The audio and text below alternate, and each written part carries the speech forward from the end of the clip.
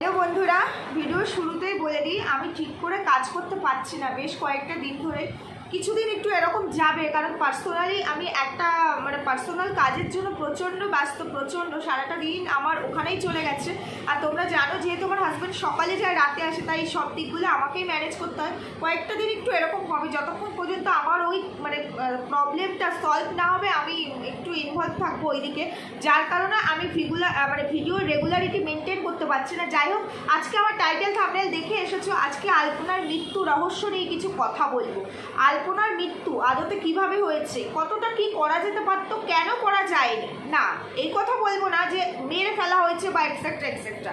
আসল সত্যি তোমাদের সামনে আমি আজকে তুলে ধরবো। তার আগে চলো একটুখানি ইন্ট্রোটা দিয়ে নিই। Hello my lovely viewers, welcome back to my channel Dimpi lifestyle. বন্ধুরা আমার সাথে থেকো, পাশে থেকো, চ্যানেলটিকে সাবস্ক্রাইব করো, লাইক কমেন্ট শেয়ার করো। আচ্ছা, আজকে আমি একটা ভিডিও দেখলাম, একটা চ্যানেল আমি চিনি না বিশ্বাস করো, তো সেই চ্যানেলে আমি রুবি আন্টির একটা স্টেটমেন্ট দেখলাম। চ্যানেলটা বিক্রি নিয়ে কেউ কি তাকে ফোর্স করেছে কিনা, সে নিজের ইচ্ছায় বিক্রি করেছে কিনা, এরকম একটা স্টেটমেন্ট দিয়ে একটা ভিডিও আসলে, কোনো একটা চ্যানেলের নামটা আমি ভুলে গেলাম। আমি এর আগে ওই চ্যানেলটা আমার চোখের সামনে কোনোদিনও আসেনি, তো ফার্স্ট টাইম দেখলাম। যাই হোক, ভালো কথা, আমি দেখলাম ঠিকঠাকই বলেছেন রুবি আন্টি। ঠিক আছে, বাদ দাও, ওগুলো নিয়ে আমি পরে কথা বলছি, পরে আসছি। এবার শুধু আমি আলপনার হাজব্যান্ডকে শুরুতে কয়েকটা কথা বলে আমি আমার ভিডিওটা শুরু করব।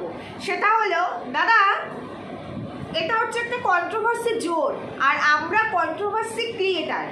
প্রথমত আমরা অন্যান্য ক্রিয়েটার নই, আমরা কন্ট্রোভার্সি করি। আমরা মানুষের একটা ভিডিও, সেই ভিডিওর যেভাবে আমরা ভিডিওটাকে অবজার্ভ করবো না, যেভাবে দেখবো, কোনো নর্মাল ভিউয়ার্স পারবে না তার ভেতর থেকে প্রত্যেকটা ওয়ার্ডের পয়েন্ট থেকে পয়েন্ট তুলে এনে আমরা কথা বলবো, প্রথম কথায়। দ্বিতীয়ত, প্রফেশনালি আমরা এই জোরটাকে বেছে নিয়েছি, সুতরাং আমাদের হাতে অনেক অস্ত্র থাকে, অনেক মানুষ থাকে। যে কোনো কেস, আমরা একটা কেস নিয়ে কাজ করি না, হাজার হাজার কেস নিয়ে কাজ করি, তো কোথা থেকে এত ইনফরমেশন আমরা পাই। তৃতীয়ত, আমাদের কাছে টুপি পরানো, চোখে পর্দা দেওয়া খুব ডিফিকাল্ট, পসিবল নয়। চতুর্থত, স্ট্রাইক ভয়, অ্যাটলিস্ট কন্ট্রোভার্সি জোনে ভেবে চিন্তে করা উচিত, কারণ কন্ট্রোভার্সি দেখতে হয়তো সাবস্ক্রাইবার সংখ্যাটা কম, কিন্তু কন্ট্রোভার্সি জোন যদি খেপে যায়, আগুন লেগে যাবে ওআইটিতে।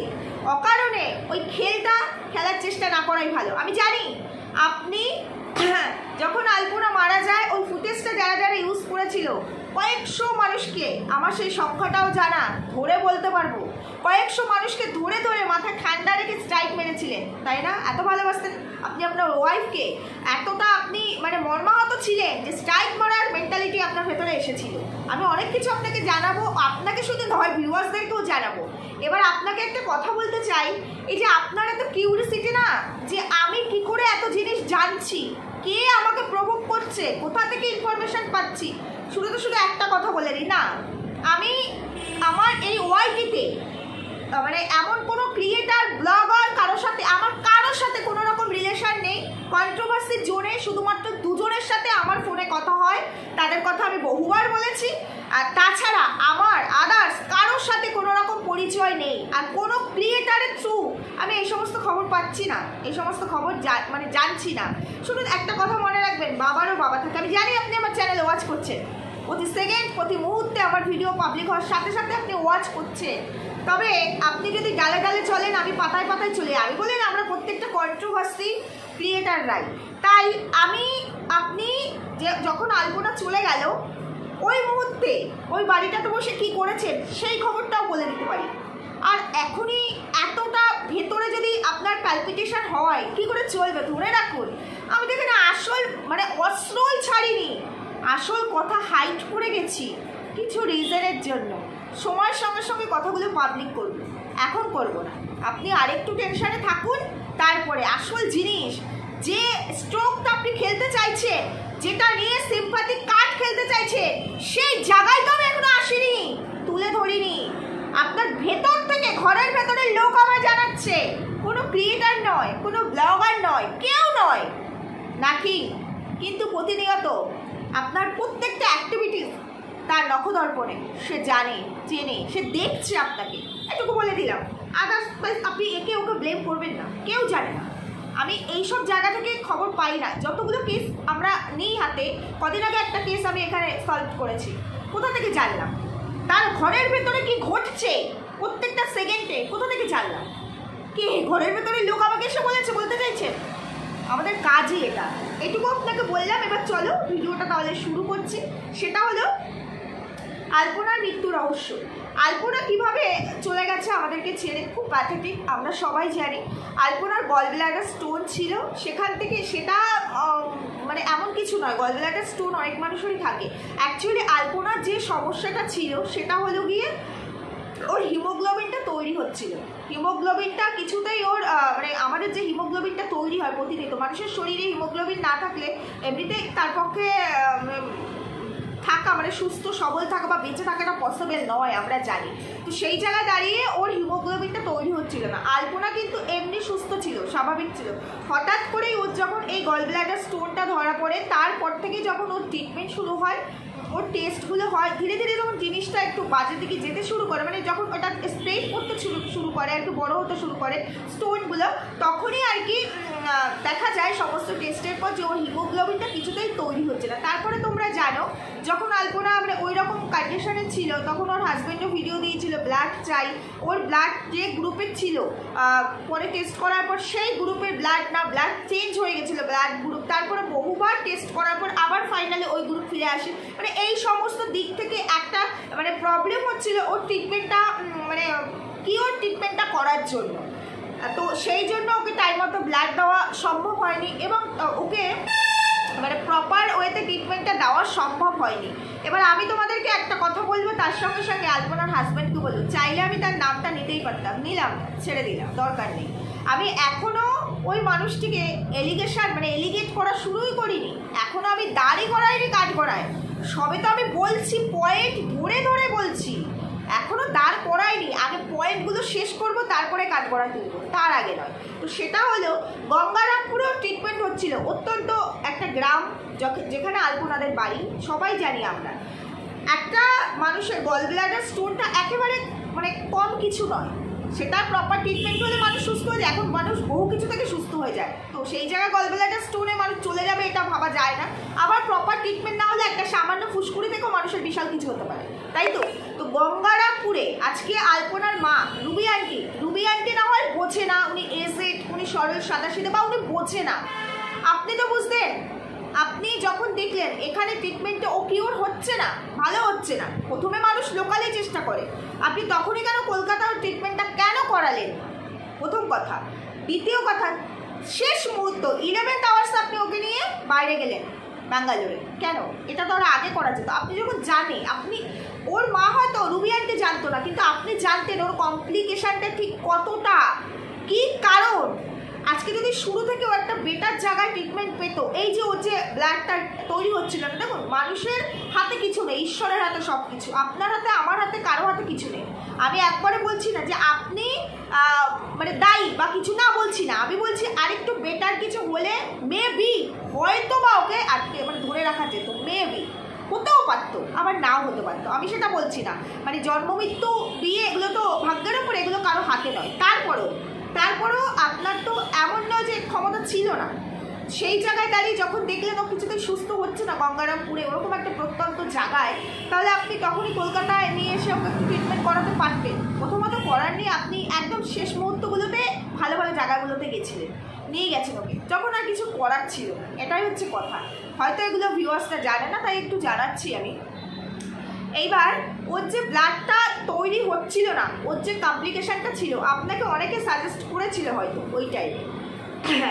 আপনি সেই মুহূর্তে যখন সবাই সাজেস্ট করছে, তখন তো অ্যাটলিস্ট আপনার ভাবা উচিত ছিল যে ওকে নিয়ে আমি স্টেটের বাইরে চলে যাই, আমি অন্য কোনো স্টেটে গিয়ে ভালো জায়গায় আমি একটু ওর ট্রিটমেন্টটা করিয়ে দেখি। কেন করেন? অপরচুনিটি আপনার কাছে ছিল, সময়ও ছিল, কেন করেননি? এগুলোকে কি গাফিলতি বলে না? আমি বলছি না আপনি ইচ্ছাকৃত করেননি, হয়তো আপনি ভেবেছেন যে আশেপাশেই হয়ে যাবে, এখান থেকেই ঠিকঠাক করাই, কিন্তু আপনি তো জানেন যে আমাদের এইসব জায়গা, বিশেষ করে স্টেটে এই জিনিসগুলো মানে আমরা ভালো কিছু খুব একটা পাই না বলে আমরা স্টেটের বাইরে যাই। আমি কাউকে ব্লেম করছি না, কোনো ডক্টর খারাপ ভালো বলছি না, আমিও এই স্টেটেই বিলং করি, সেখানে দাঁড়িয়ে আমি যেখানে কলকাতার ডাক্তারদের কাছে আমি সেই রকমভাবে প্রপার মানে ট্রিটমেন্ট পাই না, আমি অ্যাসুরেন্স পাই না, সেই জায়গায় দাঁড়িয়ে আপনি তো গঙ্গারামপুর একটা প্রত্যন্ত গ্রাম, আরও অনেকটা ব্যাকডেটেড ওই জায়গাগুলো, তাহলে আপনি তো অ্যাটলিস্ট এগুলো বুঝতেন নাকি? আপনি কেন তখন হতে পারে আলপনা বলতে পারে যে কষ্ট করে যেহেতু আর্ন করে কেউ চাইবে না, আমরাও অসুস্থ হলে চাই না যে আমাদের রোগের পেছনেই টাকাগুলো খরচ, কিন্তু আমার বাড়ির পার্সন সে তো জানবে, আমার যে হাজব্যান্ড, যে আমি না থাকলে সংসারটা কী হবে, সে তো প্রেশার দেবে। আরে আমি তো বলবোই, যেমন আমার হাজব্যান্ড উল্টো দিকে অসুস্থ হলে তাকে কে পুশ করবে? আমি। তার জন্য কে দৌড়াবে? আমি। ঠিক সেরকম আমিও তো সেটাই চাইবো। নাকি আপনি সব সময় পাবজি খেলা নিয়েই ব্যস্ত থাকেন? পাবজিটা এত ভালো লাগে আপনার, সারা জীবন থাকবে তো পাবজি আপনার সঙ্গে? বলবো পাবজি নিয়েও অনেক কিছু আমি বলবো। এবার বলুন এগুলো আমার কে জানিয়েছে? কে জানিয়েছে?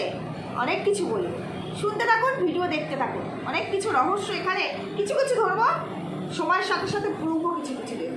এবার আমি একটা কথা বলছি, আচ্ছা আলপনার হাজব্যান্ডকে বলছি, আলপনা যখন ডক্টর আপনাদেরকে বলে দেয় মেবি হয়তো আর কিছু করার নেই, আলপনাকে আর সুস্থ করা যাবে না, যখন ওর ব্লাড তৈরি হচ্ছিল না, ডাক্তার তো বলেছিল, শুনলাম তো আমি, যে হয়তো আর এখান থেকে আলপনাকে রিকভারি করে নিয়ে আসা, সার্ভাইভ করা পসিবল হবে না। আলপনাও সেটা বুঝতে পেরেছিল। কি দাদা ভুল বললাম? আপনি তো জানতেনই, ওর মা রুবি আন্টি হয়তো জানতো না। তখন আপনাকে আপনার স্ত্রী কি বলেছিল? কি বলেছিল? আচ্ছা বিবেক দংশন করছে আপনাকে, আপনার স্ত্রীর শেষ ইচ্ছে আপনি রেখেছেন? কি ছিল আপনার স্ত্রীর শেষ ইচ্ছে?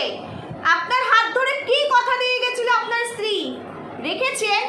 আচ্ছা আপনি নাকি, আপনারা নাকি ভগবানে বিশ্বাসী, আপনি নাকি আপনার ওয়াইফ চলে যাওয়ার পর থেকে নিরামিষ খাওয়া শুরু করেছেন। বলুন এবার এই কথাগুলো আমার কে বলেছে? যাই হোক, এখন খাচ্ছেন নিরামিষ না, মানে আপনার বাবা মা নিশ্চয়ই নিরামিষ খায় না, এটা যতটুকু আমি জানি। খাচ্ছেন তো, কন্টিনিউ নিরামিষ করছেন কিনা আমি জানি না, জিজ্ঞেস করলাম, মানে আপনি তো নিরামিষ খাওয়া শুরু করেছিলেন, তো আপনি যখন ভগবানে এতটা বিশ্বাসী, সেই জায়গায় দাঁড়িয়ে আপনি আয়নার সামনে নিজের মুখটা দেখাতে পারছেন তো? আপনার মনে হচ্ছে না যে মানুষটার জন্য আজকে আপনি এই জীবনটা পেয়েছেন, এত লাক্সারিয়াস লাইফ, যে মানুষটা আপনাকে দিয়ে গেল, নাহলে আপনি কোথায় থাকতেন? কোথায় পড়ে থাকতেন আপনি? সেই মানুষটার দেওয়া শেষ কথা আপনি রাখতে পারলেন না, আপনি রাখলেন না ইচ্ছাকৃত মনে হচ্ছে। দাদা কি কথা দিয়ে গেছিল? আপনি তখন সায় দিয়েছিলেন না? আপনাকে হাত ধরে কি বলেছিল আলপনা? বুগারে আমার মাটাকে একটু দেখিস, আমার কিন্তু আর কেউ নেই, আমার মায়েরও আর কেউ নেই, সারা জীবন আমার মাকে দেখিস। বলুন এই কথাগুলো আমাকে কে জানালো? খুঁজুন আপনার ছায়া সঙ্গীকে, প্রতিনিয়ত আপনার সমস্ত মুভমেন্ট আমাকে খবর দিচ্ছে, খুঁজুন। এটাই আমার কাজ না, আমি ডিটেকটিভ নই, তবে কন্ট্রোভার্সি জন্য তো কন্ট্রোভার্সি করি, তাই অনেক কিছু আমাদেরকে রাখতে হয়। আমি আমার দর্শকদের উদ্দেশ্যে একটা কথা বলছি, হাজার শোলে আমি প্রচণ্ড চেষ্টা করছি, খুব শিগগিরই হয়তো তোমাদের জন্য কোনো একটা প্রুফ আমি এখানে তুলে দেবো, খুব শিগগিরই, খুব চেষ্টা করছি, খুব অবশ্যই পারি, আমি চাইলে এখনও পারি।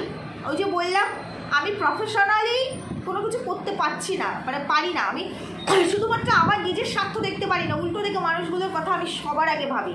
এই কারণে আমি চাইলে রুবি আন্টির থেকেও কোনো একটা, যেমন আজকে একটা ভিডিওতে দেখলাম, এরকম কিছু একটা স্টেটমেন্ট আমি চাইলেও নিয়ে আসতে পারি না। রুবি আন্টির বাড়িটা আমার পক্ষে যাওয়া সম্ভব নয়, কোথায় তার বাড়ি, কোথায় আমি থাকি, পসিবলই নয়। তবে আমি একটা ভিডিও ফুটেজ হয়তো চেয়ে নিয়ে আমি এখানে অ্যাড করতে পারতাম, কিন্তু আমি চাই না। কেন চাই না? কিসের জন্য চাই না? সব সময়ের সঙ্গে সঙ্গে আসবে, প্রুফ সহই দেবো, আর খুব শিগগিরই চেষ্টা করছে যে কোনো একটা প্রুফ তোমাদের জন্য নিয়ে আসার জন্য।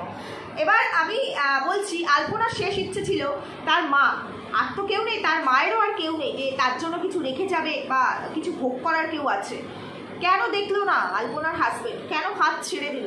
আমি তোমাদের কালকের ভিডিওতেই জানিয়েছিলাম, ভিডিও কেন দুজনে করে না, কেন চ্যানেল বিক্রি করতে হয়েছে তাকে। তো এই কথাগুলো নিয়ে আমি আর মানে একই টপিক্সের ওপরে আর কথা বলবো না, কিন্তু আমি শুধু বলতে চাই, যেখানে একজন মৃত্যু পথযাত্রী, তার ভালোবাসার মানুষ, যে কিনা একটা সময় তার হাজবেন্ড এত বড় অপরাধ করেছিল, তার স্ত্রী থাকা সত্ত্বেও অন্য কারোর সাথে চলে গেছিল, তারপরে ব্যাক করে ফিরে এসেছিল, তারপরেও তার স্ত্রী তাকে মেনে নিয়েছিল।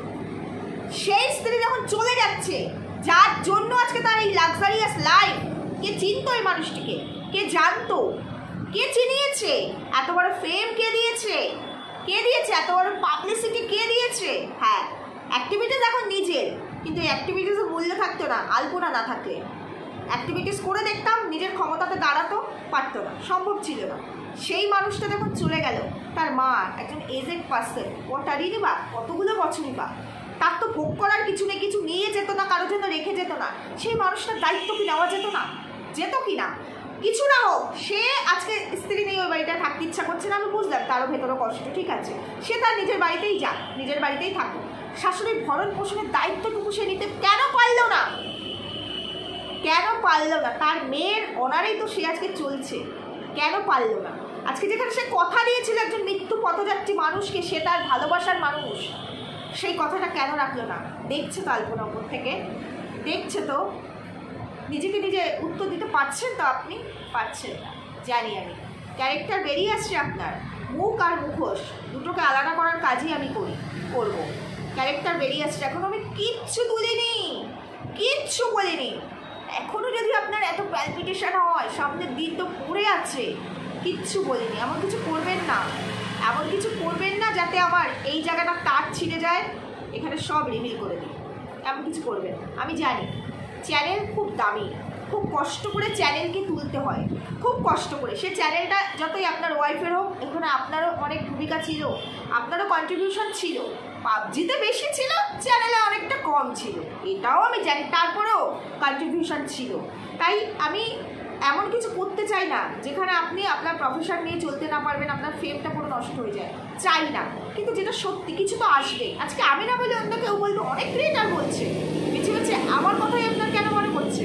এটাই শুধু প্রশ্ন আমার। প্রচুর ক্রিয়েটার, সমস্ত কন্ট্রোভার্সি ক্রিয়েটাররা করছে, বেছে বেছে আমাকেই আপনার মনে পড়লো কেন? আমি, কারণ আমি ভেতরে খবর বলছি, তাই না? বাকিরা হাওয়ায় উড়ে উড়ে কথা বলছে, এই জন্য। আচ্ছা, এটা হয়, এরকম জিনিস ফেস করে এসেছি তো আমি। যাই হোক, এবার আমি আপনাকে বলতে চাই, যখন আলপনা চলে যায়, অন ক্যামেরা অনেক কিছু বলেছিলেন, কান্নাকাটি করেছিলেন, খুব কষ্ট পেয়েছিলেন আপনি। আদতে কি সত্যি এতটা কষ্ট পেয়েছিলেন? যদি এতই কষ্ট পেয়ে থাকেন, আলপনা চলে যাওয়ার 3 দিনের দিন, 3 দিন কী করছিলেন আপনি?